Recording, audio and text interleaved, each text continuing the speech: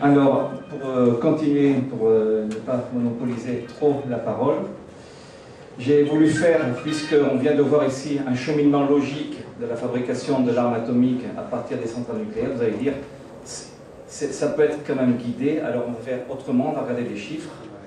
Voilà ici, là, sur la planète, les pays qui ont de la bombe atomique et combien qu'il y a d'armes atomiques. D'accord? Ça représente 25 700 missiles sur la surface du globe. J'ai ici tous les pays, tous les chiffres, avec pour chaque pays, sur combien il y en a, 200 pour l'Israël, etc. Les têtes nucléaires. Alors, une première chose, ces têtes nucléaires qui sont stockées, c'est du plutonium, comme on a dit tout à l'heure, qui était radioactif, qui est instable. Ça veut dire qu'on ne peut pas les stocker éternellement. Celles qui ont été fabriquées dans les années 50 ne sont plus celles qui sont aujourd'hui. Il a fallu les évacuer parce que spontanément, le plutonium disparaît. Donc déjà, il y a tout un travail de stockage, de retraitement, d'entretien, de changement. C'est une économie phénoménale. Une économie qui est assez secrète puisqu'elle fait partie des militaires. Pour continuer dans le nucléaire, il y a, on parle, pour faire leur bombe, il a fallu quand même faire des essais. Il y a eu des essais nucléaires faits en atmosphère pendant des années. Il y a plusieurs personnes, plusieurs scientifiques qui commencent à tirer la sonnette d'alarme en disant le trou d'ozone tel qu'il a commencé, ce n'est pas dû au CFC, mais c'est dû à tous ces essais nucléaires qui ont été faits dans l'atmosphère. Alors là, vous pouvez voir ici en rouge, en bleu, et ces grandes barres sont ces nombres d'essais nucléaires faits dans l'atmosphère. La plus grande ici, c'est la rouge, c'est les Russes, et le bleu, c'est les États-Unis et tous les autres. En 63, et le trou d'ozone, si vous regardez, on commence à parler du trou d'ozone dans les années 60, à partir des années 60.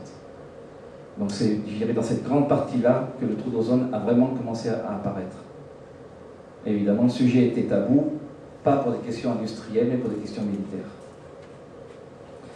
Si vous vous rappelez la carte de tantôt, où on voyait ici tout le stockage des ogives nucléaires dans la planète, et vous voyez où sont les centrales nucléaires, en dehors du Japon, qui a été fourni par les Américains, donc c'est eux qui récupèrent le plutonium.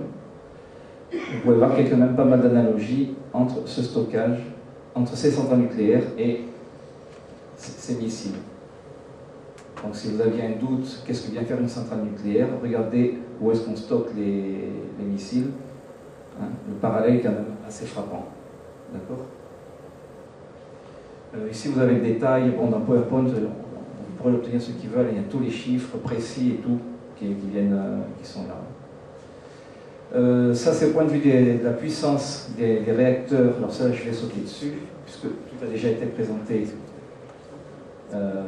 par Christian. Là aussi, ces chiffres-là sont précis.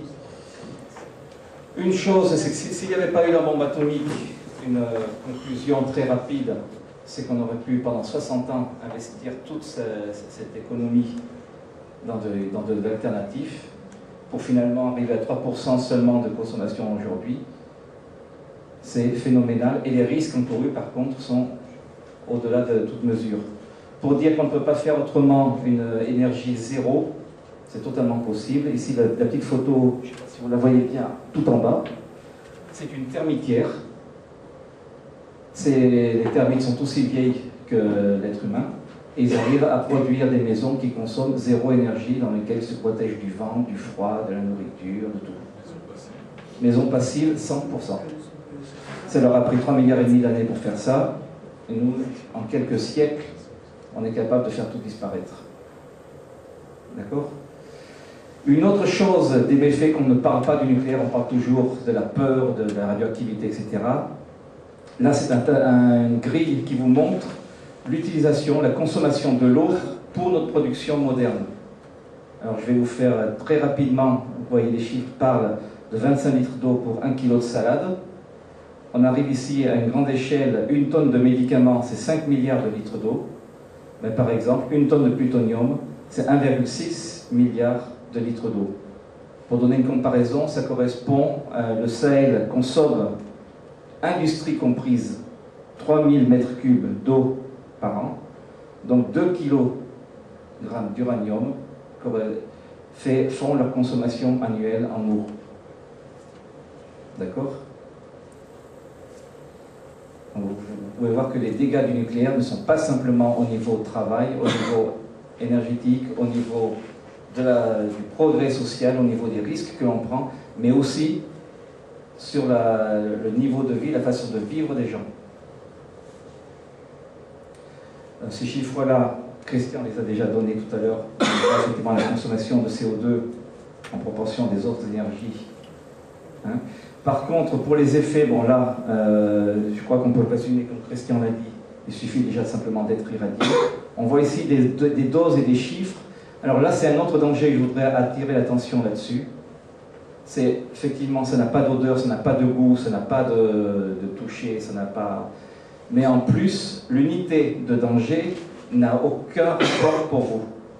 Vous ne pouvez pas vous imaginer qu'est-ce que c'est 200 millisieverts ou qu'est-ce que c'est 4 à 4,5 sieverts. C'est une unité de mesure qui n'appartient pas à l'être humain. Seuls les spécialistes qui travaillent en nucléaire comme Michel peuvent avoir une idée de qu'est-ce que c'est réellement comme dangerosité. Nous, on s'en sait rien du tout. Je peux vous dire 4,5, je peux vous dire 200 millisieverts. C'est ni chaud ni froid. Hein, ça, c'est encore un autre des dangers, c'est qu'on nous affuble de chiffres colossaux ou tout petits, hein, des millisieverts. Comme vous avez vu là, tout à l'heure quand Christian a intervenu, il suffit d'une toute petite dose, c'est déjà la dose maximale de dangerosité par an pour les personnes. Voilà, donc là j'ai sauté très vite sur le PowerPoint. Ça c'est un... Je vais vous laisser, j'espère que la photo va rester là-dessus. Voilà, je vais rester là-dessus. Et je vais prendre le troisième thème dont je voulais parler, d'une façon un peu plus poétique. C'est... Mais je vais essayer de la faire courte. C'est un peu notre histoire humaine. Hein, notre histoire humaine, si on veut regarder comment s'est passée l'histoire, notre Terre qui a un peu plus de 4 milliards et demi d'années, elle est passant de la poussière qui s'est amassée dans l'espace à une planète vivable. La vie ensuite a mis 2 milliards à 3 milliards et demi d'années pour passer de la petite cellule qu'on authentifie comme la première vie, jusqu'à un groupe de cellules qui coopèrent, qui communiquent. On est composé d'à peu près 280 types de cellules différentes. Et le fonctionnement de ces 280 types de cellules entre elles, elles communiquent, elles parlent et tout, ça fait l'individu qui est là. Donc je témoigne que le fonctionnement de ces cellules à travers ces 2 milliards et demi d'années n'est pas ridicule. Hein, on a tous un fonctionnement qui est bien là. Quand l'hominité apparaît, après que ces cellules ont commencé à fonctionner entre elles, apparaît quelque chose de plus, ce qu'on ose qualifier, nous, d'intelligence. Et là, on commence à étudier le feu, la création du feu, faire des feux de plus en plus chauds. On passe là toute l'histoire je dirais, de l'époque avant Jésus-Christ. On commence simplement depuis la cuisson des éléments jusqu'à commencer à fabriquer des matériaux, la céramique, beaucoup plus tard, dans les années industrielles chez nous, l'acier, la conquête du froid. On découvre un monde absolument extraordinaire. Tout ça, c'est grâce à notre plus de ces cellules qui sont faites, qui se sont amalgamées. Mais à partir de ce chemin, on a commencé à découvrir le feu. Là, il y a eu deux choix dans l'être humain. Il y a eu une recherche de ceux qui voulaient absolument le progrès, faire du feu, le donner aux autres, transmettre, tailler la pierre, montrer à l'autre comment il taille la pierre pour qu'il améliore ses conditions. C'est-à-dire que cet être humain, que ce paquet de cellules qui était un nous devienne un je, tout doucement a des possibilités dans toute son histoire de repenser à nous. Je fais quelque chose pour nous, pour quelque chose qui améliore notre société. Et ce chemin, il s'est fait à partir du feu, vraiment dans deux directions tout à fait différentes. Les uns, on pourrait dire le oui, ceux qui voulaient transmettre, ceux qui voulaient progresser, ceux qui voulaient aller plus loin, ont construit tout ça. De l'autre côté, il y a ceux qui ont voulu garder par peur, par tout ce que vous pouvez imaginer, conserver leur position, conserver. Et là, c'est toutes les histoires qu'on a dans toute notre culture de guerre, de clans, de division.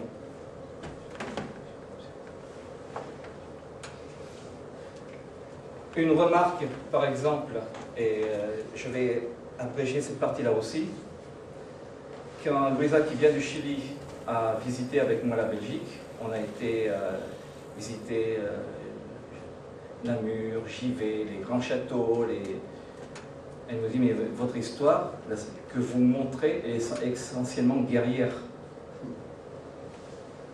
C'est pas anodin. Notre civilisation européenne qui a débordé partout est très belliciste. D'accord? Toujours basée sur la peur, sur la puissance, le pouvoir et la consommation. À l'inverse, les civilisations qui, dans notre histoire, ont travaillé autrement. Imaginez que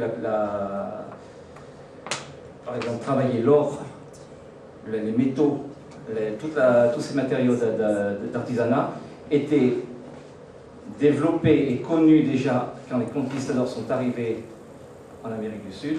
La seule chose qu'ils ont vue, c'est la couleur dorée des objets, et ils ont tué tous les artisans.